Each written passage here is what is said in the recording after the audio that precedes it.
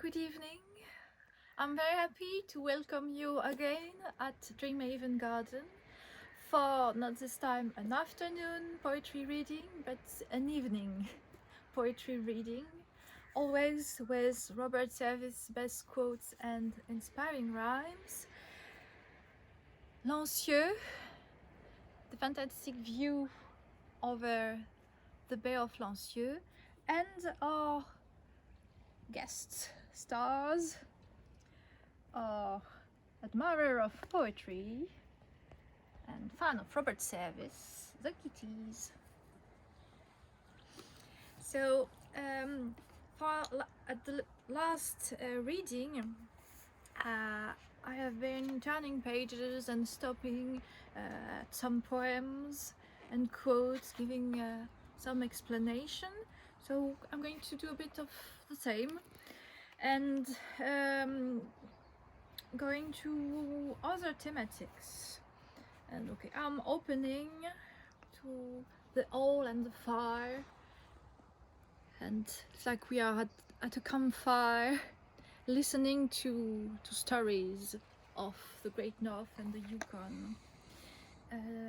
The part is called Breathing for Freedom, and it is depicting the call for wilderness and all the poems about wanderers. This is the drive for freedom, for adventure, which we found in many Robert Service poems. And a quote that could be interesting. At the beginning of a poem, The Lure of the Little Voices. It's quite a famous one. I'm sure many of you will remember the first stanza. There is a cry from out the loneliness. Oh, listen, honey, listen. Do you hear it? Do you fear it? You are holding of me so. You are sobbing in your sleep, dear. And your lashes, how they glisten. Do you hear the little voices, all her begging me to go? And this is this drive to go further, that is such an essential component of Robert Service's poems. Many others are around the same thematic. The Call of the Wild, for instance. Have you gazed on naked grandeur where there is nothing else to gaze on? Set pieces and drop curtain thin galore. Big mountains heaved to even, which the blinding sunset blaze on. Here's a challenge. Learn the lesson. Pay the cost. Here's the call of the wild, and the wild is calling, let us go. And those poems made such a success of Robert Service because they are epitomizing this land of the high north and the spirit of the pioneer who have been discovering this land, who try to dominate this land with somehow success. All the men who left everything for this wild nature, and a nature which is still wild today. When I've been visiting the Yukon, I have seen how fantastic is the scenery of the Yukon, how free, wild and pure. And I think it's one of the last part of the world where all this grandeur and this magnificence of the landscape still remain. I turn and make me think of the land of beyond. Have you ever heard of the land of beyond? I think for me the land of beyond, and for Robert Service, must be the Yukon and the high north. And why not grow young? He wrote something also interesting. Let me be different, even if it be different is to be damned. Well, it's quite strong and powerful, and show also this ambivalent feeling about the freedom and the cost to pay to be free. And sometimes it is to be very different from the other one, and to be also alone, a feeling of loneliness. You can find it in many Robert Service poems. Something of a Rolling Stone, and he untitled one of his poetry book, Rhymes of a Rolling Stone, so it shows everything. And here, there's sunshine in the heart of me, my blood sings in the breeze, the mountains are a part of me, I am fellow of the trees, my golden youth I am squandering, sun libertine am I, a wandering, until the day I die. This feeling of loneliness, would to be on a track, a lonely track, in love of nature, in love of the Yukon. And also in many High North poems of Robert Service, you feel that in fact nature and the High North, the Yukon, is the woman in the story. She is the one having such a seducing man, seducing pioneer, tempting, having this spell, calling pioneer to go to try to find her. And there is a romantic relationship between the pioneer, this is a man figure in Robert Service poem, and nature, the Yukon.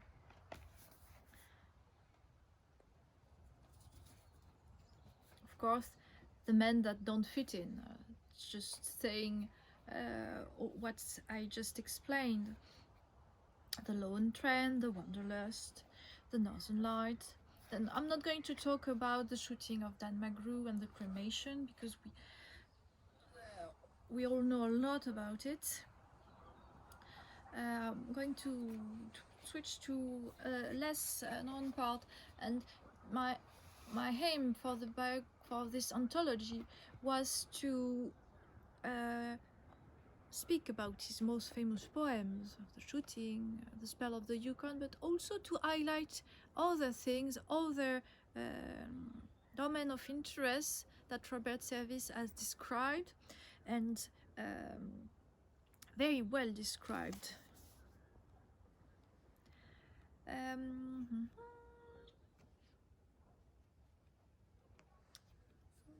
Let's turn a bit the pages.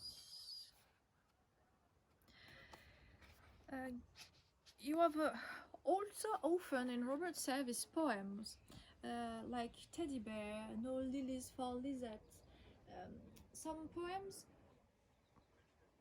inside, in fact, the furniture, a teddy bear, is almost a person. It's talking. In No Lilies for Lisette, it's a story of a young woman,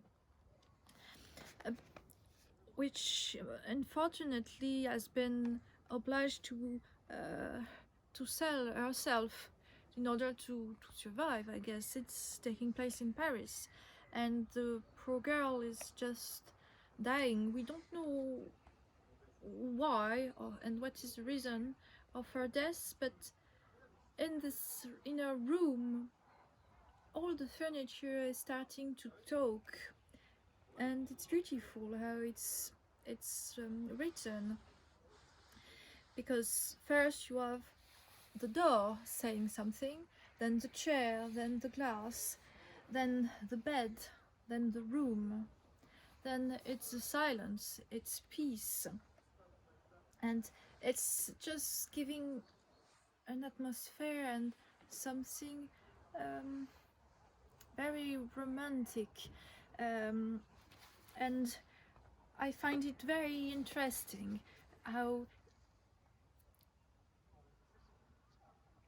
it's becoming a bit of a fantasy, and this idea of enchantment also, that the world around us can speak and can have this poetry aspect, this enchantment. A bit further on, Robert Service enjoyed often to have poems asking a question, arousing something, an idea, and questioning the readers. And new readers, what would you choose? What would you have done? Robert Service, yes, he's always, I feel, he wants to involve the reader, as I already explained, that he wanted his poems to be read and appreciated by everyone, by you, by me, by simple persons. He also, yes, wants to question and to involve the reader into his verses and his poems. And for instance, you have a poem entitled Two Blind Men. Obviously, two men are blind and they met and they speak, and one is explaining, this earth has been a blackout from my birth, whereas the other one said, oh, sure, but war destroyed your sight. Still, I have memories of light. So one is blind from birth, the other one from the war, and they are discussing what is worse, to have seen and to lost it, or to have never experienced to see. And the last part is ending like that, and which was try still puzzle me. Perhaps one should be blind to see. This humorous and way to question, to make the readers consider, well, what I'm thinking of this story. And often in Robert Service poems you find the story of a man, and until the last part of the ballad of the poem you don't know what's going to happen, and this last part is just changing everything. It's like you have the end of the plot just at the end, and sometimes it's humoristic, sometimes it's questioning the reader. Other poems, more the end of the book is gathering rather poems written at the end of his life, and I chose, for instance, a part, Cosmic Meditation, because it's gathering poems about philosophy, about life, about the thoughts of a man a bit growing old. And Robert Service is giving us a lot of interesting extracts. For instance, I found some in Why Not Grow Young is giving quite interesting thought about what is happiness and his own definition of happiness. He's saying, we have a certain capacity for happiness, and in the most cases we get about an equal share of it. I believe that in the long run the poor are just as happy as the rich. Whatever happiness does mean, it should be all out happiness to you with both hands. If not, something is terribly wrong, and the sooner you write it, the better. I think from all his years of wandering, of vagabond, of verse, Robert Service understood how the importance of the simple things of life, and how precious moments of happiness are. When he was young, in California, as a vagabond, he had such a tough life.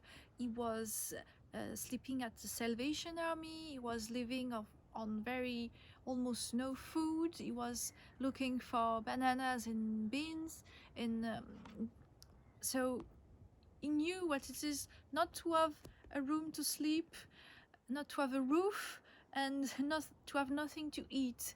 And I guess from this very difficult time, he took the essence of it and how we can be happy with a little. And often in these memories, when he's recalling his wandering years, you feel how he explained how, in fact, sometimes he was very happy. He was looking at the sky, he was just enjoying what nature was giving him, and he was taking happiness from it. And I think it's priceless. It's something that we are perhaps lacking nowadays. This joy of the simple things. We have a lot, but are we able to really enjoy and embrace nature and the world? This is a question.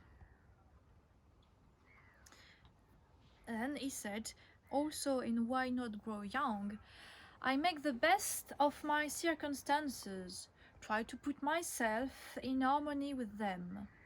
I develop my capacity for the enjoyment of surface values such as form and color. I accept emotion and sentiments for their face value. I cease trying to probe the depth, and without questioning, take happiness as it comes. This idea just to be living the importance of today, of the moment, and not to overthink, not to puzzle too much on everything, and just to be present at the time. Another poem I like a lot is A Grain of Sand, and it's taking a bit the same idea. What I can speak about? Okay, perhaps to close this evening reading, I will end with the Scottish humour. And also in Why Not Grow Young. Why Not Grow Young is a book of health advice for men over 50. Inside it's a bit of mix of a lot of things. You have health consideration, medical advices, about diet, about sport activities, and also some parts about philosophy and a bit of humor. And he wrote, "We are all fools, only some of us know it." Very Scottish, and I like it a lot.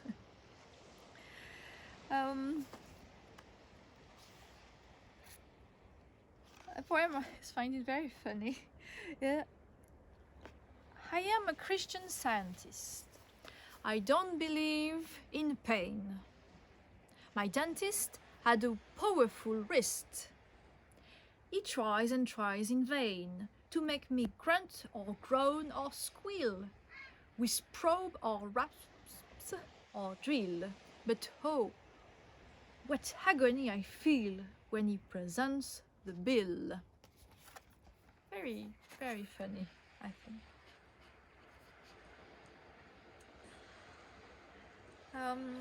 So you see, I already try to take a bit of many things from books, from poetry, for interviews, and to make it easy to read. And as some readers already told me that this book is giving a bit of pinch of happiness and entertainment. It's really a book, you have it, you open, you read some pages, you close it. A book following you. It's not too heavy. It's awaking you to dream, meditation, to inspiring moments, in fact. Some very funny one, but I let you discover. Well, breathing. I asked a centenarian the why he was not dead. He spat his quit, that ancient man, and this is what he said. If you be loving life a lot, we all it brings bequeathing. Don't give the calendar a thought, just keep on breathing. And being a centenarian, it's something Robert Service was aiming. It was his dream, and in his letters,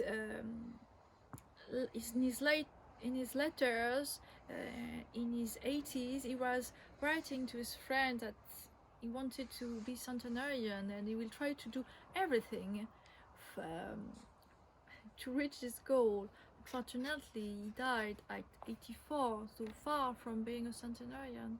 And it's sad because at the end of this life he thought that he might be forgotten at the end, that his poetry will be forgotten. And I think that he was wrong, because I'm here today,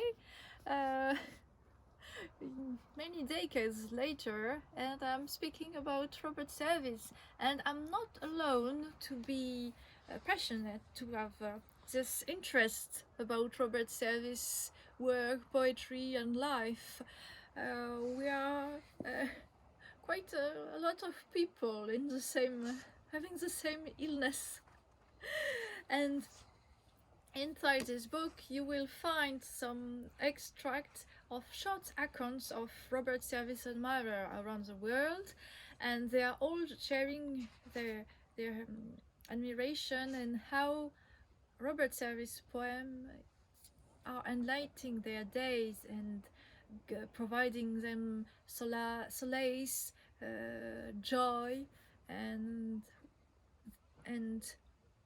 how Robert Service has been part of their life. I think it's a beautiful testimony that is still read, still appreciated, and I guess from where he is now we can be very proud and happy for his verses still to be little voices in heaven, I would say.